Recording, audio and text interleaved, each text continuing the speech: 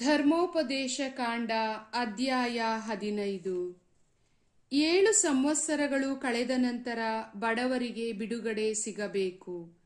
ಹೇಗೆಂದರೆ ಸರ್ವೇಶ್ವರನೇ ನೇಮಿಸಿದ ಬಿಡುಗಡೆಯ ಸಂವತ್ಸರ ಪ್ರಕಟವಾಗಿದೆ. ಆದುದರಿಂದ ಸಾಲ ಕೊಟ್ಟವನು ತೆಗೆದುಕೊಂಡವನಿಗೆ ಆ ಸಾಲವನ್ನು ಬಿಟ್ಟು ಬಿಡಬೇಕು.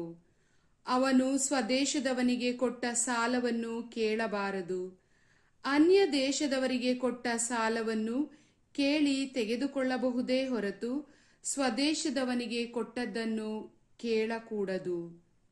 ಆದರೆ ನೀವು ನಿಮ್ಮ ದೇವರಾದ ಸರ್ವೇಶ್ವರನ ಮಾತಿಗೆ ಕಿವಿಗೊಟ್ಟು ನಾನು ಈಗ ನಿಮಗೆ ಬೋಧಿಸುವ ಈ ಧರ್ಮೋಪದೇಶವನ್ನೆಲ್ಲ ಅನುಸರಿಸಿದರೆ ಸರ್ವೇಶ್ವರ ನಿಮಗೆ ಸ್ವದೇಶವಾಗಿ ಕೊಡುವ ನಾಡಿನಲ್ಲಿ ನಿಮ್ಮನ್ನು ಅಭಿವೃದ್ಧಿಪಡಿಸುವರು. ಈ ಕಾರಣ ನಿಮ್ಮಲ್ಲಿ ಬಡವರೇ ಇರುವುದಿಲ್ಲ. ನಿಮ್ಮ ದೇವರಾದ ಸರ್ವೇಶ್ವರ ವಾಗ್ದಾನ ಮಾಡಿದಂತೆ ನಿಮ್ಮನ್ನು ಅಭಿವೃದ್ಧಿಪಡಿಸುವರು. ನೀವು ಅನೇಕ ಜನಗಳಿಗೆ ಸಾಲ ಕೊಡುವಿರೇ ಹೊರತು ಅವರಿಂದ ಸಾಲ ತೆಗೆದುಕೊಳ್ಳುವುದಿಲ್ಲ. ಅನೇಕ ಜನಾಂಗಗಳ ಮೇಲೆ ದೊರೆತನ ಮಾಡುವಿರೇ ಹೊರತು ಅವರು ನಿಮ್ಮ ಮೇಲೆ ದೊರೆತನ ಮಾಡುವುದಿಲ್ಲ. ನಿಮ್ಮ ದೇವರಾದ ಸರ್ವೇಶ್ವರ ನಿಮಗೆ ಕೊಡುವ ನಾಡಿನ ಯಾವ ಊರಿನಲ್ಲಿ ಆದರೂ ಸ್ವದೇಶದವನಾದ ಬಡವನೂ ಇದ್ದರೆ ನೀವು ಆ ಬಡ ಸಹೋದರನ ಬಗ್ಗೆ ಮನಸ್ಸನ್ನು ಕಠಿಣ ಮಾಡಿಕೊಳ್ಳಬೇಡಿ. ಅವನಿಗೆ ಸಹಾಯ ಮಾಡದೇ ಇರಬೇಡಿ. ನೀವು ಕೈದೆರೆದು ಅವನಿಗೆ ಅಗತ್ಯವಾಗಿ ಬೇಕಾದುದನ್ನು ಕೊಟ್ಟು ಸಹಾಯ ಮಾಡಬೇಕು. ಬಿಡುಗಡೆಯಾಗುವ 7ನೆಯ ವರ್ಷ ಸಮೀಪಿಸಿಬಿಟ್ಟಿತು ಎಂದು ನೀಚವಾಗಿ ಆಲೋಚನೆ ಮಾಡಿ ಆ ಬಡ ಸಹೋದರನ ಬಗ್ಗೆ ಮೋರೆ ಕರ್ರೆಗೆ ಮಾಡಿಕೊಂಡು ಅವನಿಗೆ ಏನೂ ಕೊಡದೆ ಇರಬಾರದು. ಎಚ್ಚರಿಕೆ: ಹಾಗೆ ಸಹಾಯವನ್ನು ನಿರಾಕರಿಸಿದರೆ ಅವನು ನಿಮ್ಮ ಬಗ್ಗೆ ಸರ್ವೇಶ್ವರನಿಗೆ ಮೊರೆಯಿಡುವನು. ಆಗ ನೀವು ದೋಷಿಗಳಾಗುವಿರಿ. ಕೊಡುವಾಗ ನೀವು ಬೇಸರಗೊಳ್ಳದೆ ಉದಾರ ಮನಸ್ಸಿನಿಂದಲೇ ಕೊಡಬೇಕು. ಇದರಿಂದ ನಿಮ್ಮ ದೇವರಾದ ಸರ್ವೇಶ್ವರ ನಿಮ್ಮ ಕೆಲಸ ಕಾರ್ಯಗಳಲ್ಲೂ ಪ್ರಯತ್ನಗಳಲ್ಲೂ ನಿಮ್ಮನ್ನು ಅಭಿವೃದ್ಧಿಪಡಿಸುವರು. ನಾಡಿನಲ್ಲಿ ಯಾವಾಗಲೂ ಬಡವರು ಇದ್ದೇ ಇರುವರು. ಆದುದರಿಂದ ನೀವು ಸ್ವದೇಶದವರಾದ ಬಡವರಿಗೂ ಗತಿಯಿಲ್ಲದವರಿಗೂ ಕೈ ನೀಡಿ ಸಹಾಯ ಮಾಡಬೇಕೆಂದು ಆಜ್ಞಾಪಿಸಿದ್ದೇನೆ.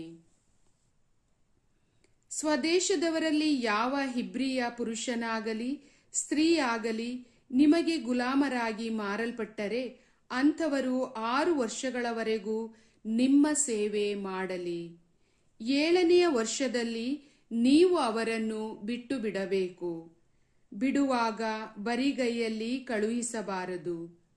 ನಿಮ್ಮ ದೇವರಾದ ಸರ್ವೇಶ್ವರ ನಿಮಗೆ ಅನುಗ್ರಹಿಸಿರುವ ಮೇರೆಗೆ ನಿಮಗಿರುವ ಆಡು ಕುರಿಗಳು, ದವಸ ಧಾನ್ಯ, ದ್ರಾಕ್ಷಾರಸ ಇವುಗಳಲ್ಲಿ ಉದಾರವಾಗಿ ಕೊಟ್ಟು ಕಳುಹಿಸಬೇಕು. ಈಜಿಪ್ಟ್ ದೇಶದಲ್ಲಿ ನೀವೇ ಗುಲಾಮರಾಗಿದ್ದೀರಿ. ನಿಮ್ಮ ದೇವರಾದ ಸರ್ವೇಶ್ವರ ನಿಮ್ಮನ್ನು ಬಿಡುಗಡೆ ಮಾಡಿದರೆಂಬುದನ್ನು ಜ್ಞಾಪಕ ಮಾಡಿಕೊಳ್ಳಿರಿ. ಇದಕ್ಕಾಗಿಯೇ ನಾನೀಗ ಈ ಆಜ್ಞೆಗಳನ್ನು ನಿಮಗೆ ಕೊಟ್ಟಿದ್ದೇನೆ. ಒಂದು ವೇಳೆ ಅಂಥ ಗುಲಾಮನು ನಿಮ್ಮ ಬಳಿ ಸುಖವಾಗಿದ್ದು ನಿಮ್ಮನ್ನು ನಿಮ್ಮ ಮನೆಯವರನ್ನೂ ಪ್ರೀತಿಸಿ ತಾನು ಬಿಡುಗಡೆ ಆಗಿ ಹೋಗಲು ಒಲ್ಲೆನೆಂದು ಹೇಳಬಹುದು. ಆಗ ನೀವು ದಬ್ಬಳದಿಂದ ಅವನ ಕಿವಿಯನ್ನು ಚುಚ್ಚಿ ಕದಕ್ಕೆ ಸಿಕ್ಕಿಸಬೇಕು.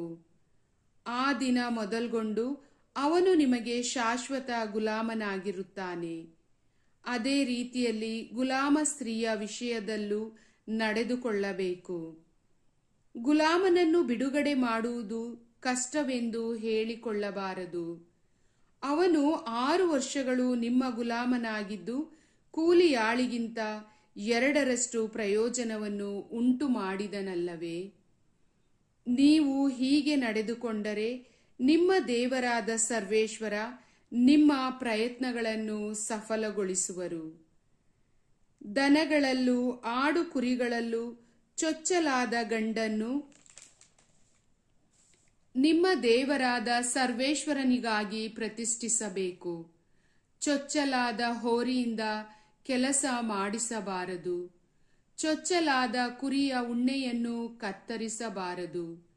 ಪ್ರತಿ ವರ್ಷ ನೀವು ನಿಮ್ಮ ಮನೆಯವರು ಅವುಗಳನ್ನು ನಿಮ್ಮ ದೇವರಾದ ಸರ್ವೇಶ್ವರ ಆರಿಸಿಕೊಳ್ಳುವ ಸ್ಥಳದಲ್ಲೇ ಅವರ ಸನ್ನಿಧಿಯಲ್ಲೇ ಕೊಯ್ದು ತಿನ್ನಬೇಕು. ಅದು ಕುಂಟಾಗಿ ಕುರುಡಾಗಿ ಇಲ್ಲವೇ ಬೇರೆ ವಿಧದಲ್ಲಿ ದೋಷವುಳ್ಳದಾಗಿದ್ದರೆ ಅದನ್ನು ನಿಮ್ಮ ದೇವರಾದ ಸರ್ವೇಶ್ವರನಿಗೆ ಬಲಿಯಾಗಿ ಸಮರ್ಪಿಸಕೂಡದು.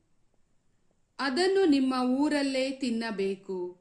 ಶುದ್ಧರು ಅಶುದ್ಧರು ಜಿಂಕೆ ದುಪ್ಪಿಗಳ ಮಾಂಸವನ್ನು ತಿನ್ನುವ ಪ್ರಕಾರ ಇವುಗಳನ್ನು ತಿನ್ನಬಹುದು.